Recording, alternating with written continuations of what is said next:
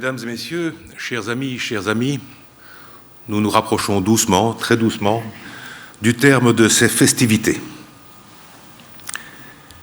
Une hygiène intellectuelle élémentaire requiert de distinguer un principe, par nature invariant, de ses applications.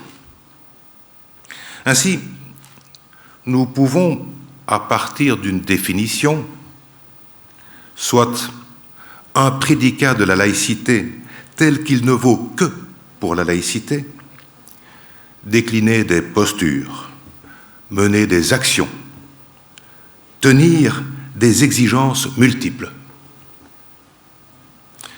réputée inclusive, exclusive, empreinte d'accommodement raisonnable ou non, ouverte ou fermée. Ces applications illustrent une pluralité de comportements et de revendications susceptibles d'être toutes menées en son nom. C'est l'expérience que nous avons partagée au cours de ces 3 derniers jours. Fonction de ces nécessités, fonction des contextes, de l'histoire et des lieux, ces déclinaisons ne peuvent avoir pour effet de rendre le principe pluriel, équivoque, ambigu ou encore polysémique. Car s'attaquer au contenu fait le lit de ses ennemis. Comme l'écrit fort à propos Régis Debray, en matière de laïcité, le flou nourrit les loups. Dénaturer le principe de laïcité, le flouter, permet son instrumentalisation. Il convient donc d'être clair, pédagogue au besoin, en rappelant chaque fois que possible le caractère universel de cette laïcité qui fonde le régime des droits de l'homme et des libertés fondamentales sur l'impartialité du pouvoir civil démocratique dégagé de toute ingérence religieuse. Profondément anticléricale, n'ayons pas peur des mots, la laïcité assure notamment l'existence, la coexistence des religions et donc la liberté religieuse qui est celle de croire, de ne pas croire ou de changer de religion. Mais cette laïcité oblige surtout l'État de droit à assurer l'égalité, la solidarité et l'émancipation de chaque citoyen, de chaque citoyenne, par la diffusion des savoirs et l'exercice du libre examen. Car il n'existe pas de liberté effective sans partage des savoirs, sans partage de ce qui constitue ce patrimoine commun de l'humanité. Autrement dit, un bulletin de vote ne suffit pas s'il n'est accompagné d'une capacité de choisir, de débattre, selon son propre entendement, en femme, en homme, libre, majeur, émancipé, étranger à tout argument d'autorité, fût-il identitaire. À partir de 3 dialogues pour des solidarités renforcées, c'est préciser l'idée qu'il ne peut exister de véritable égalité sans les libertés qui émancipent, sans les solidarités qui les assurent. Des libertés plurielles, des libertés appliquées, des libertés effectives, plutôt qu'une liberté abstraite, théorique, aussi absolue qu'hypothétique. Les libertés de pensée, de conscience, qui permettent l'expression transgressive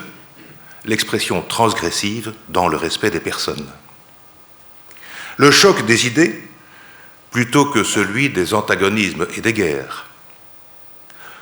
Le parlementarisme, la disputatio, qui précèdent l'action plutôt que les réactions radicales, violentes, que couve souvent l'irénisme comme le feu sous la cendre. Exister, résister, désobéir parfois, inventer pour progresser. Voici la marche qui conduit la personne, l'individu, de la communauté à l'universalité. Éloigner le conformisme sans verser dans l'antisystème. Les progrès du savoir partagé, particulièrement à l'heure de l'intelligence artificielle, des enjeux sociaux et climatiques, mais aussi du défi de la pauvreté, les progrès du savoir partagé nous y invitent. Nous avons assisté et sans doute participé également à 2 dialogues pour des égalités revendiquées, ici et ailleurs, hier, aujourd'hui et demain. Ces égalités, nous les voulons intemporelles et universelles, non parce qu'elles le seraient par nature, non parce qu'il conviendrait de les démontrer ou d'y croire, mais parce que notre volonté l'exige. Ainsi, la femme est plus que l'avenir de l'homme. Elle est aussi son passé, mais elle est surtout déjà son présent. Adulte et citoyenne, sujet souverain de ses droits humains et de ses libertés fondamentales, nous revendiquons l'égalité pour chacune, au-delà des frontières, au-delà des cultures réparties sur les 2 hémisphères.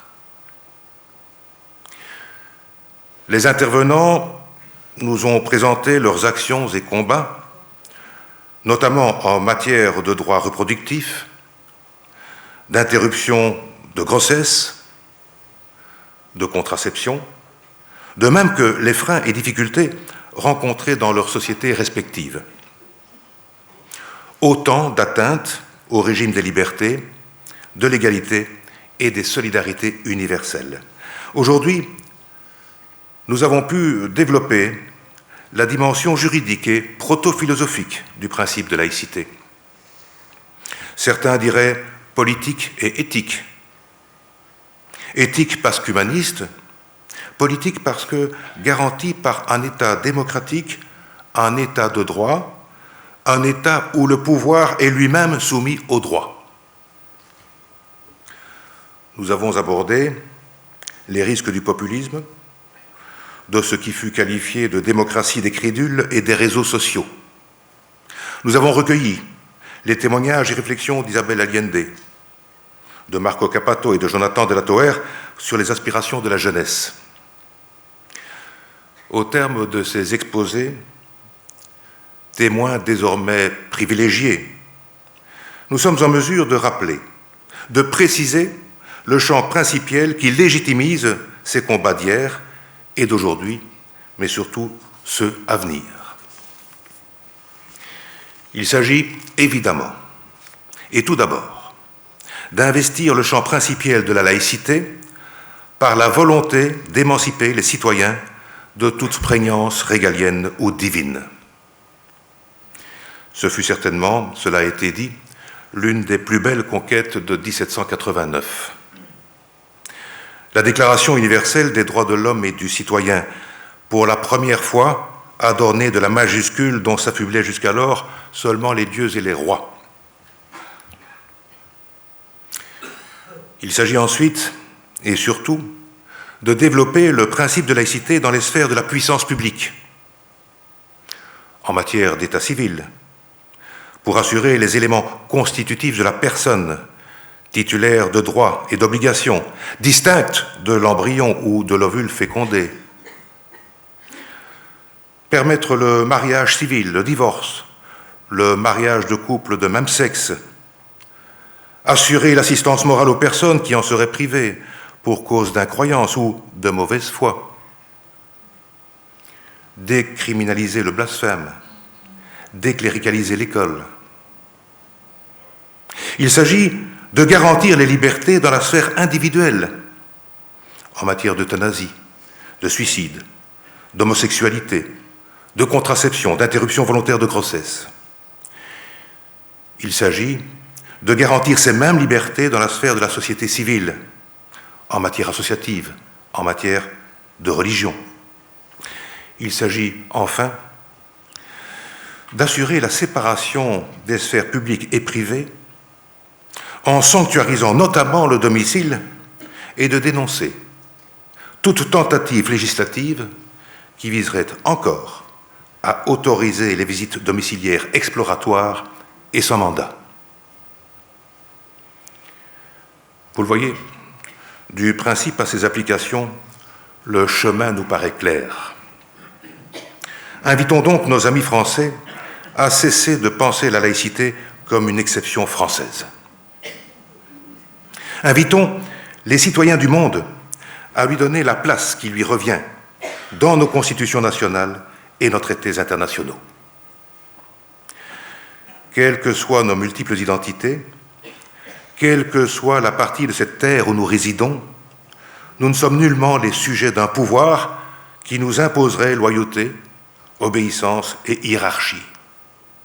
Nous sommes citoyens, citoyennes, épris de liberté et d'égalité, dans des États que nous voulons modernes, des États qui éradiquent le système des castes, des inégalités sociales et sexuelles.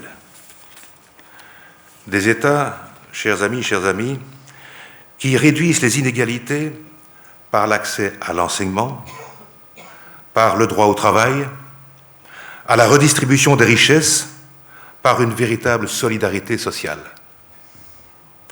Et il ne s'agit pas ici d'un parti pris idéologique. Le pouvoir doit servir à assurer l'autonomie des citoyens, tout comme l'autonomie des citoyens doit concourir à renforcer le pouvoir de l'État démocratique. La laïcité, comme le civisme, est fondée sur cette idée simple, selon laquelle tout citoyen, toute citoyenne dispose d'une souveraineté individuelle et morale pour décider non seulement des choix intimes de sa vie personnelle, mais aussi des buts et des finalités de l'État qui les gouverne. J'ai dit et je vous remercie.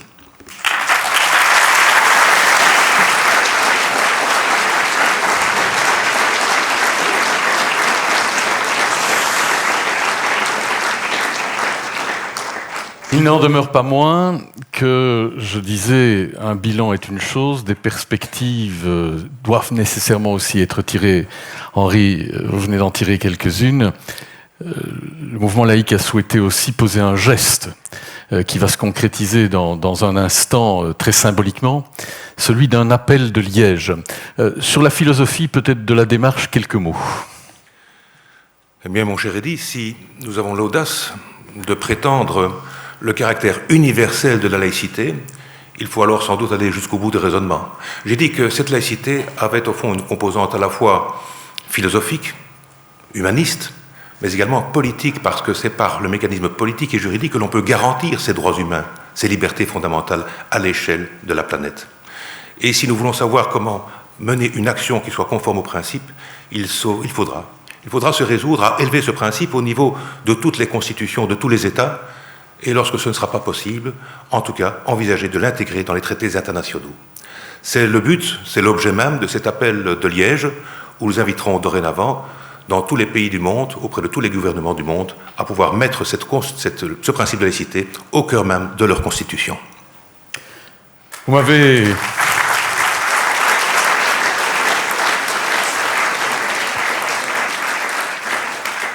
m'avez chargé, Président, de la lecture du texte. On ne peut jamais s'écrire un texte sans l'avoir lu. C'est une évidence. Avant de vous proposer d'inviter symboliquement dans un instant Madame Isabelle Allende-Boussy, au nom de tous les signataires à venir signer cet appel, il faut évidemment d'abord que je vous en donne lecture. À l'issue de 3 jours de réflexion menés à l'occasion du 50e anniversaire du Centre d'action laïque belge, un appel est lancé aux défenseurs des droits fondamentaux pour promouvoir la laïcité comme principe universel, garant des libertés individuelles et d'une coexistence pacifique des opinions philosophiques et convictions religieuses. Dans un monde devenu village planétaire, nos sociétés font face à des défis socio-économiques inédits, au rang desquels dominent les enjeux migratoires, climatiques et numériques. Par ailleurs, des progrès, notamment éthiques, tenus pour acquis, sont remis en cause par des courants politiques extrémistes ou dogmatiques religieux qui agissent d'une façon de plus en plus décomplexée. En Europe et dans le monde, les droits fondamentaux produits de petites victoires ou de grandes révolutions demeurent fragiles.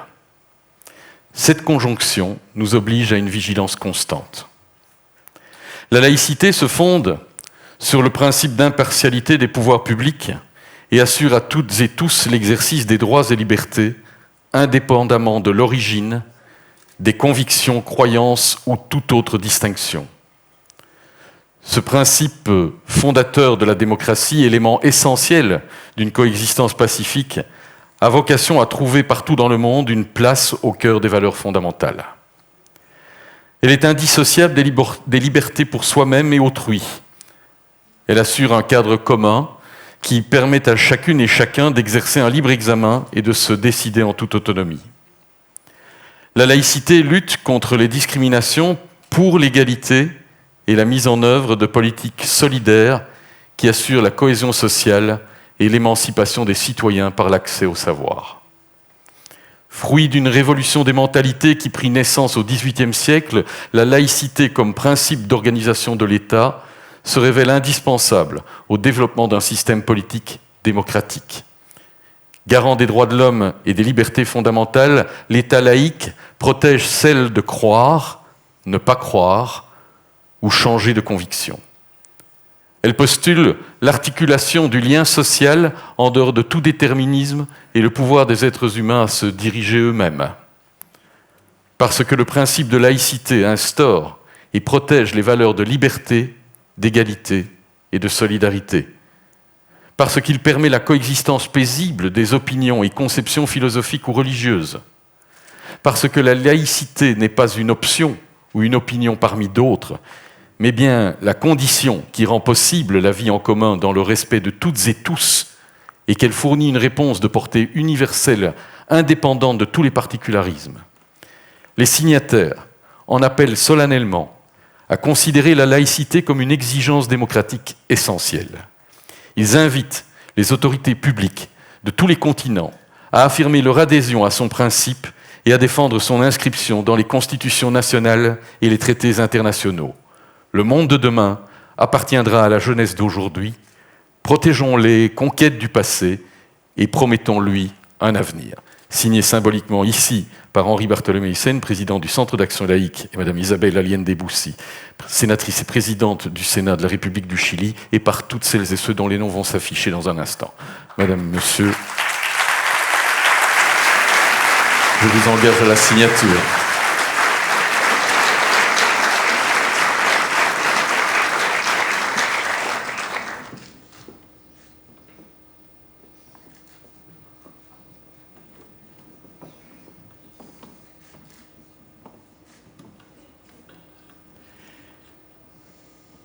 Les noms des autres signataires, vous les retrouvez, ils sont déjà nombreux. À partir de lundi, sur le site qui consacre les 50 ans, laïcité.be, vous pourrez, 50ans.laïcité.be, vous pourrez vous associer à cette signature large et à diffuser cet appel. Il nous reste également, madame, vous l'aurez remarqué pendant ces jours où vous étiez avec nous, nous arborons pour nombreux et nombreux ce symbole particulier, ce triangle rouge, souvenir que la déportation pour opinion politique et liberté fut un fait, hélas, de la Seconde Guerre mondiale, mais dont on peut se revendiquer quand on est résistant. C'est un symbole de résistance, et nous sommes heureux, au nom de tous, de vous le remettre.